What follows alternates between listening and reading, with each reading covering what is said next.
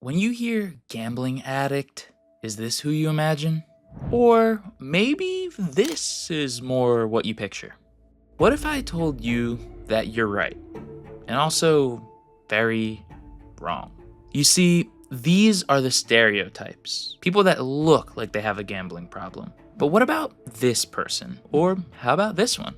Or what about me? You probably wouldn't think that people that look like us fit the same category of being a gambling addict.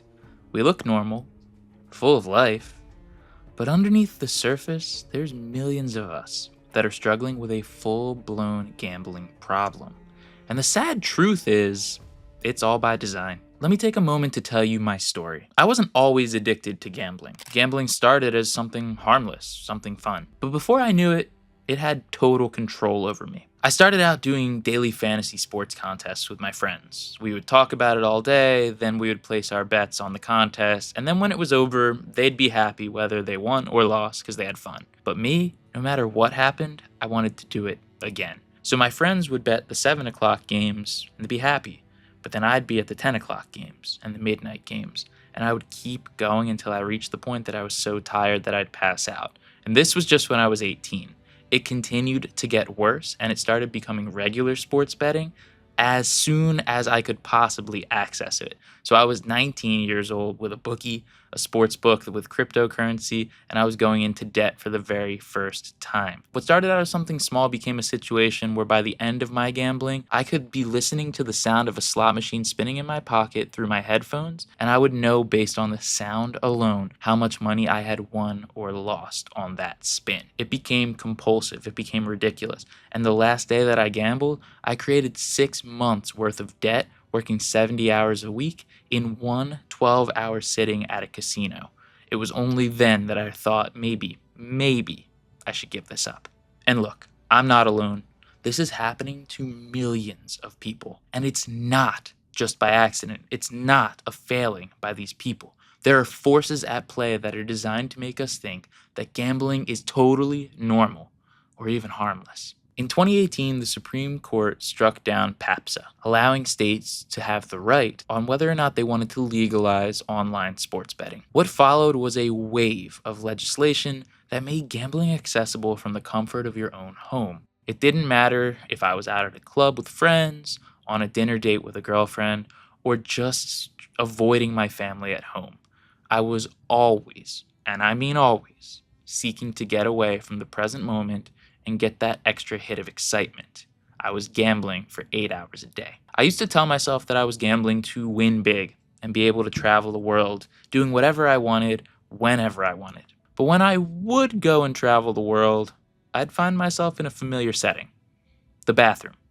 The bathroom of the hotel, spinning slot machines, chasing after the big win that would let me accomplish the exact thing that I was supposedly doing there in the first place. It was a hamster wheel I kept myself on to avoid having to confront reality. The reality being that gambling isn't profitable. If you've ever gambled in the bathroom, then I want you to smash that subscribe button. The goal of my channel here is to help you avoid making the same mistakes with your life that I made with mine. So regardless of your relationship with gambling, I hope that something that I say here can help you. This naturally brings us to the main point of this video, the illusory effect. It's the tendency to believe false information is true after repeated exposure.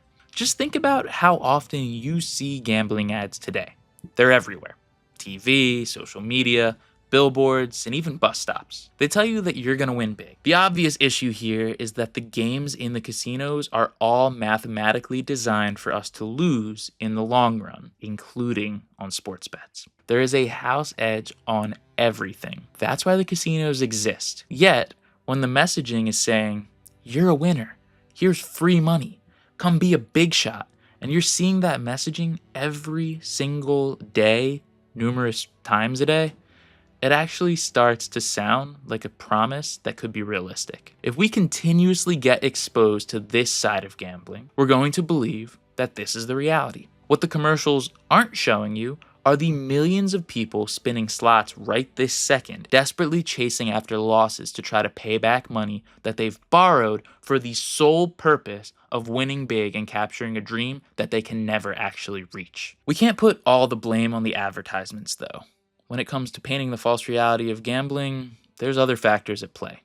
We can't forget about the slot streamers creating millions of casino signups every year. Streamers like XQC, Trainwrecks TV, Rothstein, Aiden Ross, and Drake are actively misleading viewers, making it look like anyone and everyone will win big, all while raking in ad revenue and massive sponsorship deals for themselves. The most disgusting piece of it is that they actually make money when you lose, as most of their deals involve a form of affiliate marketing where they are promised a percentage of the losses of anyone that signs up using their referral code. Now, this, of course, gives them a direct incentive to lie to you, to make you think that gambling is going to go well for you, so that when you do go and do it and you lose, they make even more money. These streamers post daily on platforms here like YouTube, and most of them stream nightly as well on platforms like Kick, which are, of course, owned by casinos. This constant exposure makes gambling seem normal. I've actually made a video that highlights exactly how casino streamers make their money. So if you want to go and check that out, it's linked up there. Check it out after this video finishes up, because the next thing I'm about to tell you is shocking. When it comes to casinos, the marketing is running rampant. But because of how new commercialized gambling is in the United States, a lot of the data that we have to look at about the marketing of gambling comes from countries like the United Kingdom. A recent study by Bristol University showed that 96% of 11 to 24-year-olds polled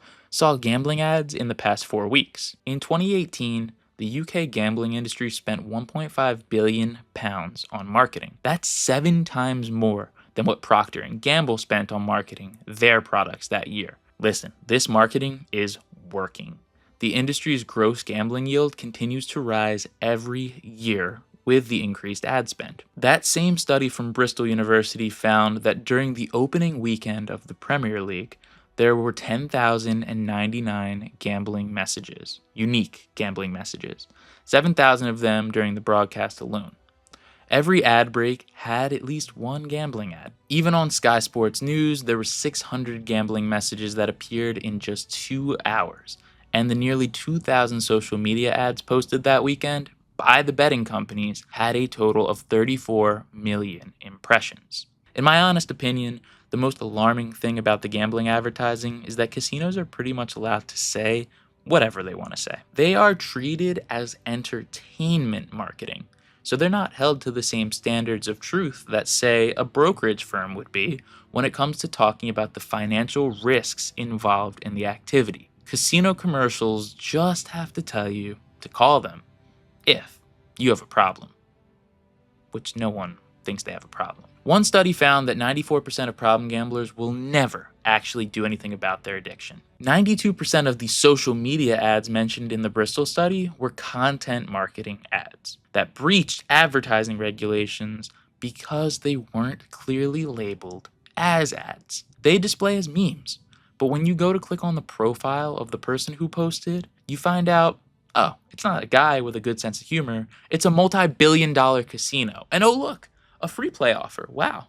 Content marketing strongly appeals to 11 to 17-year-olds, according to the results of the study. So it's not just unethical, it's dangerous. As the younger you make your first contact with gambling, the more likely it is that you develop a gambling addiction. Kids as young as 12 to 13 years old are getting hooked to gambling. I receive thousands of messages each month from young people who are lost, hiding their struggles from loved ones, and suffering in silence. I understand. Because for a really long time, I had no idea where to go to get help. I figured that I was the only person on earth who could be struggling with a gambling problem, because everyone around me seemed to be doing just fine. I actually didn't think I was addicted to gambling. For a very long time, I thought I was just a bad gambler. Now, it's not just financial losses that these young people, and of course anyone that's struggling with a gambling addiction, are dealing with on a daily basis. The mental health impact is staggering, as gambling addiction actually comes with the highest rate of unaliving yourself of any addiction. It's estimated that 1 in 5 gamblers attempt to take their own life at some point during their active addiction. That should be such an alarming statistic that it becomes a national health crisis, but it seems to be getting brushed under the rug for the time being. This is something the Supreme Court probably didn't consider when they gave states the right to push sports betting down our throats in 2018. So why are kids gambling? Well, peer pressure, social influence, and the echo chambers created by social media algorithms all play a massive part. When it comes to peer pressure, gambling is basically the new alcohol for the younger generation. It's gone from something that happens in the back of a shady mob-run deli to something that's a badge of honor now for a 12-year-old to be referred to as a degen, or a degenerate gambler. When they look online, they see everyone telling them that gambling is cool. The streamers they've been fans of for years have shifted from playing their favorite video games to streaming slots now. And we all can think back to our heroes when we were kids. We desperately wanted to emulate them. Now, instead of wanting to be a professional athlete, some kids out there would rather be a professional slot streamer. Worst of all for this generation may be social media algorithms. These social platforms are not inherently bad, but they seek to accomplish one thing to maximize their company revenue. They need to keep people on the platform, scrolling and consuming content. One thing that they've realized, as highlighted in the documentary The Social Dilemma, is that people are more likely to stay around and engage with content longer if that content affirms their own beliefs. People love to feel like they're correct. And social media delivers an experience that affirms just that.